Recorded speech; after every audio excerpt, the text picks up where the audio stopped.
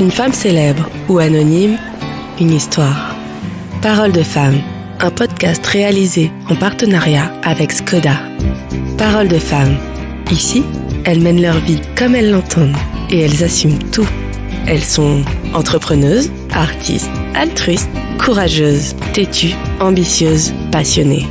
Elles se confient en toute intimité sur leur accomplissement professionnel, leurs victoires comme leurs doutes. Parole de femme. Alexia Laroche-Joubert, le grand public vous a découverte vous déhanchant sur les primes de la Star Academy dont vous étiez la première directrice. Mais il ne s'agit là que de la partie émergée de l'iceberg, puisque votre nom se cache en réalité derrière les plus grandes émissions de divertissement français. Et surtout, vous êtes celle qui a introduit la télé-réalité en France. D'abord directrice des programmes d'Endemol, puis productrice de nombreuses émissions comme Koh-Lanta, Love Story ou la Star Academy pour ne citer que. Vous n'avez eu de cesse d'avancer depuis vos débuts et en septembre dernier, votre carrière a encore grimpé d'un échelon en prenant une envergure internationale. Vous êtes l'une des rares femmes à avoir réussi à se faire un nom dans le milieu de la production. Vous êtes la reine du divertissement, l'une des femmes les plus puissantes de la télévision française. Alexia, bonjour. Bonjour, j'adore démarrer la journée comme ça, moi. Parce que je vois pas comment ça peut être mieux. Vous travaillez donc aujourd'hui dans le divertissement. C'était un rêve depuis que vous étiez toute petite ? Non, pas du tout, je voulais être flic. Je suis née de parents qui travaillaient dans la télévision. Alors, pas du tout pour le divertissement, pour ma maman, puisqu'elle était, elle est toujours grand reporter de guerre. Et mon papa était publicitaire. Et mon beau-père a été l'un des fondateurs de Canal. Donc, je pense que j'étais un peu biberonnée à ça. Entre le miroir de la détresse humaine en étant flic et les paillettes du rêve de princesse, je crois que j'ai choisi le rêve de princesse. Comment ça vous est venu, du coup, la télé ? Ça m'est venu très très tôt. Je me rappelle, maman m'emmenait souvent dans les salles de montage quand elle réalisait ses reportages. Et j'avais l'autre cuidance de lui dire « Ah non, il faut mieux monter ça dans ce sens-là, etc. » Ce qui est quand même un gag, un peu. Et je pense que ça m'est venu là. C'est-à-dire du plaisir de raconter des histoires et d'être dans une salle de montage. Et après, j'ai fait mon premier stage avec une équipe qui était assez marrante parce que ça a été les fondateurs un peu de la télé libre, un peu dans la mouvance des radios libres. Et donc, je rangeais des cassettes et ils étaient hyper rock, hyper marrants. Ils ont été à l'origine d'un scandale. C'est eux qui avaient mis des images subliminales de Mitterrand dans le générique du JT de 20h. Ce qui donc avait fait dire à certains que si Mitterrand avait été élu, c'était parce qu'il y avait une sorte de manipulation des cerveaux. Donc, c'était quand même des gens assez marrants et assez rock. Vous êtes une femme de défi, on a l'impression que rien ne vous résiste. Pourtant, les débuts n'ont pas forcément été faciles, notamment la scolarité était un peu pénible. Il était pas pénible, il était atroce. C'est très compliqué parce que maman, pour le coup, a fait des études brillantes, Sciences Po, prépa l'ENA, elle a jamais fait une faute d'orthographe de sa vie, et moi, j'étais dyslexique, et grave, dysorthographique et dyslexique.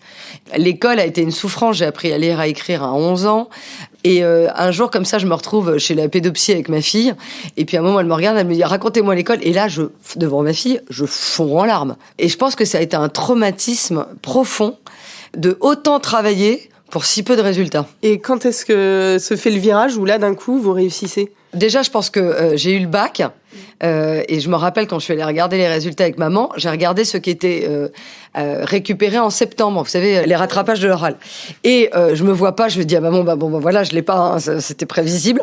Et on part, et là, moi, j'ai un nom très long, puisque je m'appelle Alexia Laroche-Joubert, et donc, ça sortait des cases. Et donc, je m'arrête, et là, je vois que je l'ai à 10, donc à la moyenne. Non, mais alors là, ma mère, je crois que c'était 17 ans d'éducation, de lutte pour essayer de m'amener au bac. Et après, j'ai fait des études de droit et j'ai réussi parce que j'ai une bonne mémoire. J'étais capable de réciter des paragraphes entiers ou des clauses de droit public. Enfin voilà. Donc c'est comme ça que j'ai fait mes études de droit. Vous avez donc fait vos débuts sur Canal+, et puis un jour vous décidez de quitter Canal alors que c'était une chaîne qui avait le vent en poupe. C'était plutôt assez à la mode. Pourquoi d'un coup vous décidez de partir ? Je pense que ça tient beaucoup à mon caractère. Donc, je travaillais avec Michel Denisot et Marc-Olivier Fogiel, dont je suis toujours extrêmement proche. Ça a été une expérience très riche. Mais je suis allée voir un jour Pierre Lescure, qui était le patron à l'époque de Canal, et je lui dis, écoute, ça va te sembler dingue, mais je suis pas heureuse chez vous. Il y avait un côté entre-soi, où on se félicitait des bonnes blagues, où on considérait qu'on était l'élite intellectuelle, et je lui dis, voilà, moi, je veux parler au plus grand nombre. Je me sens pas raccord avec cet esprit-là. Moi, je suis quelqu'un quelqu'un fondamentalement de populaire. Et donc, je l'ai quitté, parce que ça a vraiment été vécu comme ça. On partait pas de Canal à l'époque, pour aller dans ce qu'ils estimaient être le diable, c'est-à-dire Pascal Brognaud, qui faisait des magazines à TF1. Et j'avoue que j'ai beaucoup appris aux côtés de Pascal. Là encore, chez TF1, vous restez 1 an, vous êtes bien installé et vous partez pour un CDD de 3 mois. Oui, alors je pense que ça c'est souvent ce que je raconte dans ma vie et ce que je conseille aux jeunes à qui j'ai l'occasion de partir, c'est l'envie et le meilleur des drives. Et ne vous posez pas la question de l'argent, du risque, etc. Au final, si vous faites les choses par envie, par principe vous les faites bien, donc par principe ça donnera lieu à quelque chose de positif. Et donc je quitte TF1 alors que j'avais un CDI et je pars pour un CDD, c'est ça, 2 mois et demi, 3 mois, pour lancer un programme qui me faisait rêver aux États-Unis, qui s'appelle Entertainment Tonight. Et donc, c'était l'adaptation de ça. Et ça a été merveilleux parce que il y a vraiment des familles d'artistes de cinéma. Et c'est là où j'ai rencontré Jenny Codula, Stéphanie Pilonka, Sophia Aram, Jonathan Lambert, Flavie Flamand, Hélène Zélani. Et ça a vraiment été pour moi ma famille de cœur. On arrive en 2001 et là, c'est un moment décisif de votre carrière puisque c'est l'année où vous adaptez Love Story en France. Donc, vous faites entrer la télé-réalité dans le divertissement français. Ouais, c'est une jolie histoire. 1 an avant, je lis un magazine dans un hebdo d'actualité, je sais plus si c'était l'Express ou Le Point, et je vois un tout petit encart indiqué un monsieur qui s'appelle John de Mol, que je connaissais pas, a décidé d'adapter en télévision une expérience où des scientifiques s'étaient mis dans une biosphère et devaient recréer un schéma social de vie collective et par ailleurs produire des expériences, etc. Et donc, il avait décidé d'adapter ça et c'est comme ça qu'il a lancé Big Brother. Et nous, 1 an après son lancement de Big Brother, on va faire Love Story. Et j'avais toujours dit, voilà, à mon patron de l'époque, si un jour ça doit arriver en France, j'ai envie de le faire. Mais j'étais très jeune, relativement inexpérimentée, donc il a cherché plein de producteurs et c'est le charme des outsiders. Faute de combattants, j'ai eu le job. Ça a été ma plus belle expérience, mais probablement la plus difficile. Un enjeu de production incroyable, puisqu'on l'a lancé très tardivement, j'avais 2 mois et demi pour le lancer. Ça a été d'une violence totale dans les médias. Un rythme effréné, on n'était pas du tout outillés pour vivre cette aventure, on était trop peu. Et quand j'ai fermé le loft, je suis rentrée chez moi, le père de ma fille m'a enlevé mon téléphone et j'ai dormi 24 heures d'affilée pour vous donner l'état de délabrement dans lequel j'étais. Et psychologiquement, comment on vit les attaques? Parce qu'elles ont été quand même virulentes. Ségolène Royal vous a traité de proxénète. Le médecin du loft a été traité de Mengele, donc le médecin nazi. Comment on vit ça? C'est-à-dire que j'étais tellement prise par délivrer le programme. Il y a eu beaucoup d'événements dans le loft qui n'étaient pas faciles à gérer, que je considérais tous ces gens-là un peu comme si j'étais dans une bulle. C'est-à-dire que j'étais moi-même dans le loft du loft. C'est comme s'il y avait des gens qui s'agitaient derrière une bulle, qui hurlaient avec des pancartes, etc., mais dont le son était assourdi. Je pense que je me suis protégée comme ça. Et que je l'ai trouvé profondément ringard, et pas dans l'époque, et pas dans un mouvement de société beaucoup plus profond. Ça n'a jamais été difficile d'assumer le loft? Ah non, mais moi j'ai toujours été très claire. J'ai toujours adoré ce programme, j'ai toujours défendu. On a sûrement fait des erreurs.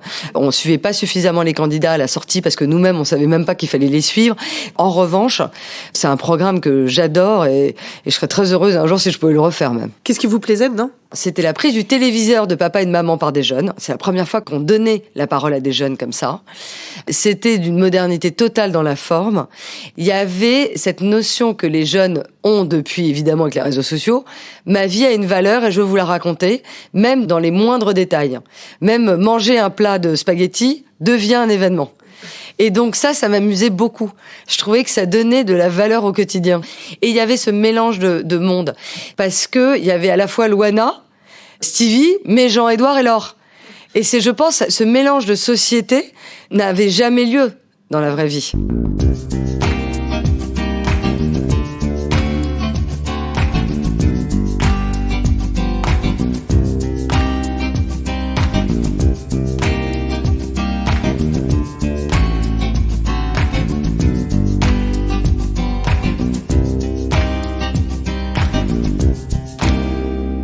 Arrive la Star Academy. Alors là, c'est encore un nouveau défi parce que vous êtes productrice, mais vous êtes également directrice de la Star Academy, donc vous êtes aussi devant l'écran.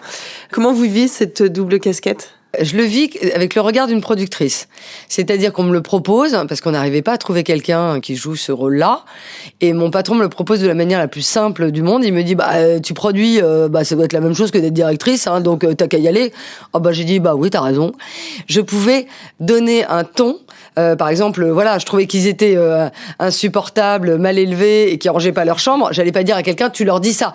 Je leur dis, je vous trouve insupportable, rangez votre chambre et tout ça. Au moins, c'était direct. Et ça vous a appris des choses en matière de production ? Ce que ça m'a appris, c'est que c'est difficile d'être à l'antenne.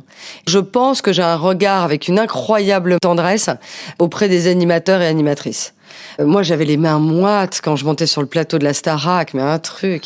J'étais en panique, quoi. J'apprenais mes textes par cœur. Enfin, j'étais pas du tout naturelle. Ouais, je pense que ça vous apprend ça. Dans toutes ces émissions de télé-réalité, évidemment, il y a le casting avant. Il y en a un qui est un peu particulier, c'est celui de Grégory Lemarchal, parce que ça n'avait pas été tout à fait direct comme casting, je crois. Non, on prépare la saison 4 de Starac et je m'aperçois qu'il n'y a aucun candidat qui ont un handicap, etc. Et il s'avère que moi, je suis assez ouverte à ça parce que le père de ma fille était suédois et donc il y a une manière d'appréhender le handicap complètement différente dans les pays nordiques. Je dis à mes équipes de casting, envoyez des papiers aux associations en disant, ils peuvent parfaitement, s'ils chantent, qui se présentent. Et donc là, j'ai un coup de téléphone d'une association qui me dit, c'est pas quelqu'un qui est chez moi, mais c'est quelqu'un que je connais, qui a une maladie grave. Est-ce que vous êtes d'accord pour recevoir ça à l'époque, c'était des VHS. Je dis, bien sûr. Et je reçois la VHS et je me dis, il prenait Céline Dion. Je me dis, il a l'air de chanter bien. Je suis pas non plus une experte. Il est hyper mignon, il a de la vie, etc. Et je l'envoie à Pascal Nègre, qui était le patron d'Universal. Et je lui dis, la seule chose, c'est qu'il a une maladie grave, la mucoviscidose, donc ça va demander énormément de contraintes pendant le tournage. Et il me rappelle, il me dit, mais tu te rends compte, Alexia, de ce que tu fais? Je me dis, il va m'engueuler. Il va me dire, c'est une exploitation de la misère humaine. Enfin, le truc. Il me dit, je n'ai jamais reçu quelqu'un qui a une capacité vocale comme ça. Depuis, c'était Balavoine. Et visiblement, Balavoine avait 6 octaves et Grégory avait 6 octaves. Voilà. Et c'est comme ça que ça démarre. Après 13 ans chez Endemol, vous partez et vous montez votre propre société. C'était l'envie de l'entrepreneuriat qui vous avait pris? Alors, pas du tout. Mais alors, en plus, moi, je suis un cas encore atypique. C'est que je pars, après 13 ans de boîte, j'étais la numéro 3, j'avais des stock options, je gagnais très bien ma vie, je claque la porte, sans indemnité, sans chômage. J'avais pas du tout envie d'être entrepreneur, et pas du tout. Moi, je viens d'une famille d'artistes. Personne m'avait dit qu'on pouvait aller voir les banques, taper à la porte d'un banquier, je lui dire, est-ce que tu peux me prêter de l'argent pour monter ma boîte? Et donc, j'ai mis toutes mes économies. C'est moi qui payais les gens avec mon argent, quoi. Je savais pas. Non, mais c'est faut être débile, hein. J'avais de l'argent de côté, donc je l'ai employé à ça. Et après, j'ai produit, puis après, j'ai été racheté. Donc, c'est pour ça que je dis, c'est, la vie, vous le faites à une certaine forme de naïveté, mais elle peut être aussi généreuse avec vous. Donc, je le dis aux filles maintenant, allez voir les banquiers. Enfin, quand ils vous prêtent de l'argent, c'est fait pour ça, un banquier. Moi, je pensais que c'était juste pour acheter sa bagnole, quoi. Et finalement, vous êtes rapidement racheté et vous montez dans cette nouvelle boîte. Les Ch'tis, ça a rien à voir avec ce que vous avez fait avant en matière de télé-réalité. Comment ça vous est venu, cette idée? Ça nous est venu parce que c'est vraiment un travail collectif avec un garçon que j'aime beaucoup, qui s'appelle Frédéric de Vincel, qui est toujours dans le groupe M6, et Florence Fayard, la patronne de la société qui produit, par exemple, les 50, etc. là. On s'est dit, au final, on a envie de suivre des gamins comme on regardait nous, Hélène et les garçons, quand on était jeunes. Et on s'est dit, on va les suivre, et on va les suivre faire des expériences rigolotes, c'est-à-dire DJ, etc. et tout, parce que la fête, les jeunes aiment bien. Voilà, ça s'est passé aussi simplement que ça. Et on est parti tourner à Ibiza, la première saison. Vous êtes aussi derrière Koh-Lanta, une émission d'une incroyable longévité. Comment vous l'expliquez? Quel est votre secret? Déjà, ça a été une responsabilité énorme quand j'ai pris la tête d'ALP, donc Adventureland Productions, qui produit Koh-Lanta et Fort Boyard. C'est que d'un seul coup, moi, j'étais toujours à la genèse, au lancement de programme, et là, pour la première fois, on me confiait comme un joyau. On me disait, voilà, ça fait déjà 20 ans que ça existe, il faut le faire durer. Donc, c'est une autre manière de travailler, c'est une autre manière de créer. Il faut regarder qui sont les gardiens du temple. Et après, c'est un peu les challenger, mais quand ils vous disent « Non, Alexia, là, tu vas trop loin », il faut les écouter.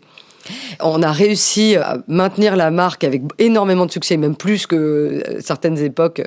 Voilà. Mais c'est une vraie responsabilité. Je trouve que l'héritage est plus difficile que d'y aller de rien. Surtout que vous avez dû affronter le Covid. Vous faites partie des rares à avoir maintenu l'émission. Ouais, ça c'est un peu mon fait de gloire. Si je devais me donner une médaille, c'est celle-ci, parce que tous les pays du monde ont arrêté de produire, et moi j'ai dit on y va. Donc il n'y avait pas d'assurance, donc j'ai engagé la société, parce que si par hasard je devais arrêter le tournage, je perdais tout ce qu'il y avait dans la société. Déjà, je fais un voyage express en Polynésie, je m'aperçois qu'ils sont OK pour nous accueillir. Après, je me dis, mais où je vais les loger? Parce que tous les hôtels étaient fermés. Donc j'appelle le Ponant. Et je leur dis, mais est-ce que vous pouvez me prêter un bateau? Le bateau arrive à quai, et là, on me dit, le cuistot a le Covid. Donc je dis, personne ne monte. Avez-vous un autre bateau qui est en mer depuis 3 semaines? Et ils m'ont dérouté un bateau pour récupérer mes équipes. Mais ça a été... Quand on a terminé le tournage, je me rappelle toujours, on était sur le pont du bateau, et on s'est dit, non mais comment on a fait cette folie, quoi. Il faut être un peu... Là, pour le coup, il faut être un peu fou.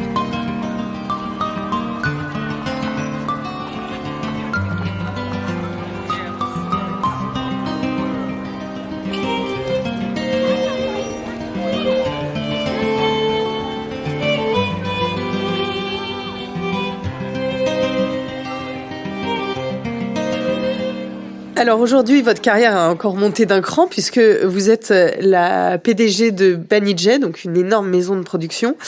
Vous avez eu le vertige en prenant ce poste? Non, je me suis dit déjà que j'étais quand même dans un environnement familier, aux côtés de Stéphane Courby, que je respecte énormément et qui, d'une certaine façon, aussi est là pour m'aider en cas de problème. Et je connaissais bien les équipes et je connais bien le métier. Après, il y a toute une notion de stratégie. Je ne suis plus en charge de production. Ça, ce sont mes camarades qui dirigent chacun des filiales de la société. Et je suis là pour les accompagner en cas de difficulté. Je suis là pour éventuellement, s'ils ont besoin, être là. Mon métier, c'est de leur donner des perspectives, de gérer la boîte, de voir comment optimiser les manières de produire et travailler à leur côté, voilà, pour qu'ils se sentent libres de créer maintenant. Vous êtes une des rares femmes donc à ce niveau de poste dans la production. Quelle est votre patte? Pourquoi vous réussissez si bien? Parce que je me suis jamais dit que j'étais une femme. Parce que je me suis toujours considérée comme un individu avec des faiblesses, des forces, des choses à apprendre et des choses sues. Je pense que j'ai une énergie communicative, que j'aime profondément les gens, que j'aime bien que les gens soient heureux. Je travaille beaucoup au bonheur des autres parce que, évidemment, ils vous le rendent bien. Je pense que j'aime bien le pouvoir. Je déteste le conflit. Et l'avantage du pouvoir, c'est que les gens n'ont pas les moyens de se fâcher avec vous. Et j'aime bien faire avancer les choses. Je suis quelqu'un qui adore prendre des décisions. Dans un autre registre, vous êtes encore pour quelques jours la présidente de Miss France. Et parallèlement, vous êtes plutôt assez féministe. C'est pas un peu antinomique? Non, alors moi je l'ai vécu comme justement assez cohérent. Il y a un sens à tout ça, qui vient du casting, c'est le fait de donner la possibilité à des gens de changer leur vie à travers la télévision. Que ça soit dans la télé-réalité, que ça soit par exemple Grégory Le Marchal, que ça soit tout ça, ces gens-là sont passés un moment dans le poste et ont changé leur vie et ont donné un autre parcours à leur vie, une autre direction. Miss France, c'est ça, c'est donner la possibilité à des jeunes femmes qui sont en région, qui n'ont pas toujours accès à tout ce monde-là, de changer le cours de leur vie. Et c'est elles qui ont le choix. Toutes les jeunes femmes qui sont sorties de Miss France ont une carrière, gagnent leur vie, sont indépendantes, ce qui est au final le Graal d'une femme, pour moi. Et vous avez modernisé le programme puisque vous avez changé quelques critères de sélection. Oui, parce que je trouvais que il y avait certains éléments que je trouvais un petit peu archaïques. C'est une émission profondément patrimoniale, c'est-à-dire qu'elle appartient vraiment aux Français, qui a un ancrage régional et dont il faut respecter les valeurs.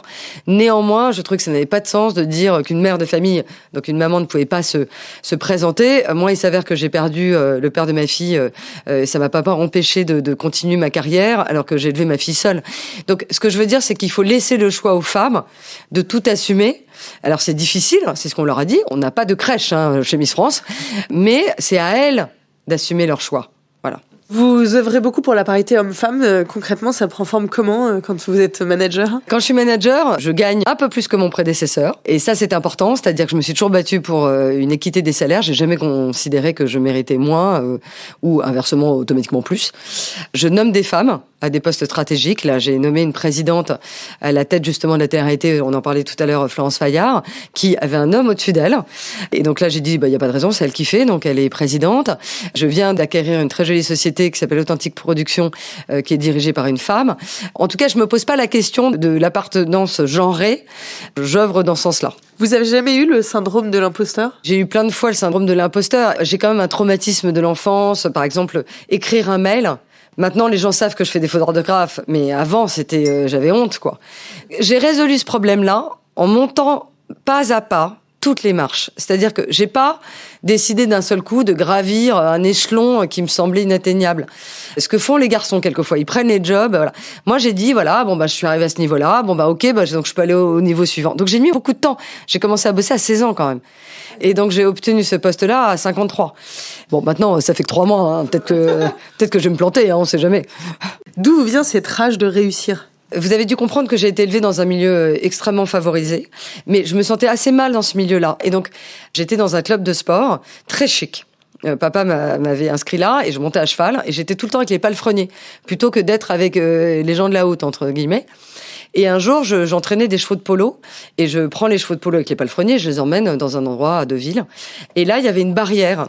Et je voyais les gens de l'autre côté qui mangeaient des toasts, buvaient du champagne, des trucs, habillés très beaux. Et moi, j'avais cette barrière physique parce que j'étais avec les palefreniers. Et j'ai dit, on m'imposera jamais de barrière. Je déciderai si j'ai envie d'être dans la haute ou avec des gens plus populaires, là où je suis quand même fondamentalement bien. Mais je veux pas qu'il y ait de barrière.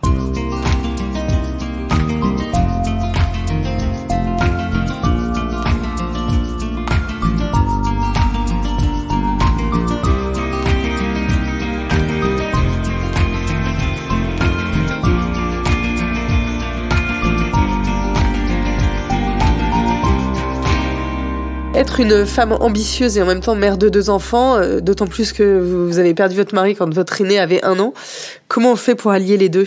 Je pense qu'on les sacrifie un peu. Voilà. La réalité, c'est qu'il faut pas faire croire aux femmes qu'on est capable de tout gérer en même temps. Alors, soit on a un compagnon qui est capable aussi de prendre le relais, et moi je suis pour la parité. Je vis avec un homme merveilleux qui s'occupe beaucoup de ma seconde, mais il y a un moment où vous pouvez pas tout faire. Vous avez la famille, les amis, le boulot. Il y a un moment, il y en a un qui est sacrifié. Moi, mes filles ont été très courageuses. J'ai eu des nounous merveilleuses. Il y en a encore une qui est avec moi depuis 17 ans, qui s'occupe de mes filles. Mais quand je les ai rencontrées, je leur ai dit, ce sont vos filles. Voilà. Mais il faut pas faire croire qu'on peut tout faire. C'est pas vrai. Pas quand vous travaillez autant. Quelle est votre définition de la femme inspirante ? Moi, celle qui m'inspire, ce sont des femmes qui me prennent des risques, qui sont un peu rebelles, qui ne se laissent pas dicter leur vie par la bienséance, par l'autre, par la société, et qui foncent. Voilà, j'ai pas la prétention d'être de ces femmes-là, mais moi, ce qui me fait souvent pleurer face à des femmes, c'est la notion justement de sacrifice, de conviction, de femmes qui... Je suis pas capable de ça. Et moi, ça m'émeut vachement le courage qu'elles ont. Et vous avez des femmes qui vous ont inspiré ? Ma mère est quand même une source d'inspiration parce qu'elle a été l'une des premières femmes sur les terrains de guerre. Donc, je dirais en priorité ma mère. Après, j'ai pris de plein de femmes, plein de choses. Mais il y a des hommes aussi qui m'ont inspirée. Donc, je peux pas dire que c'est automatiquement des femmes. Comme je vous l'ai dit, je me sens pas très genrée, en fin de compte. Quel est le moment le plus difficile de votre carrière ? J'en ai eu pas mal. Je dirais, on n'a pas voulu me donner un job. Et je me vois, mais je pleurais dans mon bureau. Et je pleure jamais. Hein. Je suis quelqu'un qui dure mal. Et là, je le vivais comme on me reconnaissait pas tout le travail que j'avais fait, etc. et tout.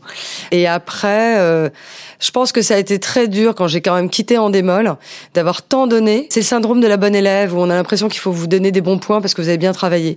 Ça, c'est un truc de fille qu'il faut arrêter. Donc, il faut pas non plus qu'on se dise que nous, parce qu'on est une fille, on mérite des bons points. Est-ce qu'il y a un moment où vous avez douté, vous avez voulu renoncer, la marche était trop haute ? À un moment, j'ai regardé pour faire des études de vétérinaire. Reprendre mes études, c'était il y a, 10 ans. Mais je me suis dit, mais à un moment, mais comment je vais faire pour vivre ? C'est vrai, j'ai 2 enfants. Il y a un moment, il faut quand même que je les nourrisse. Donc j'ai abandonné. Quel est le moment dont vous êtes le plus fier dans votre carrière ? Le fait d'avoir duré. Je trouve que c'est très difficile de durer. Franchement.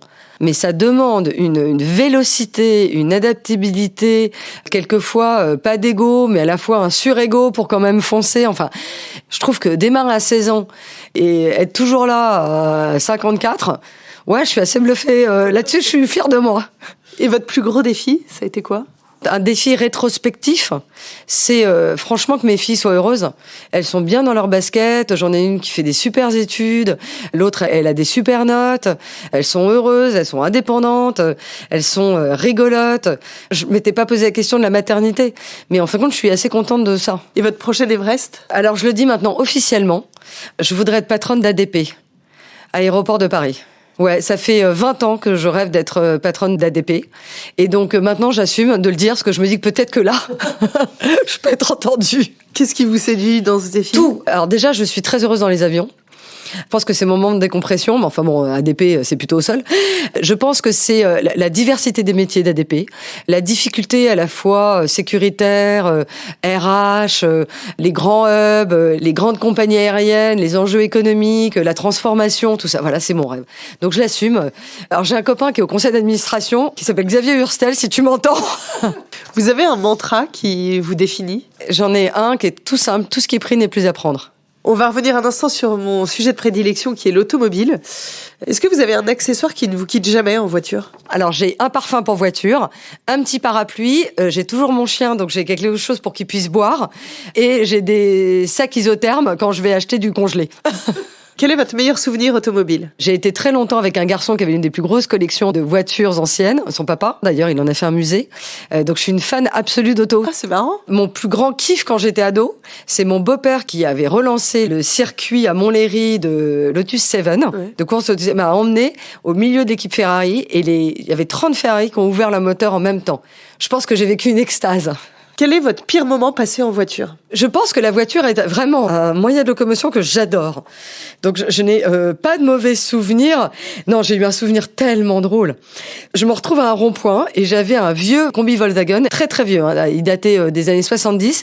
L'embrayage s'est bloqué et donc la seule marche qui marchait, c'était la marche arrière. Et donc j'ai remonté la marche arrière, je me suis mis dans un petit endroit de dégagement. Et là, j'ai appelé un copain qui m'a expliqué qu'il fallait que je débraye, rembraye, que j'appuie jusqu'au fond de la pédale, que j'attire, parce que c'était un vieil engin.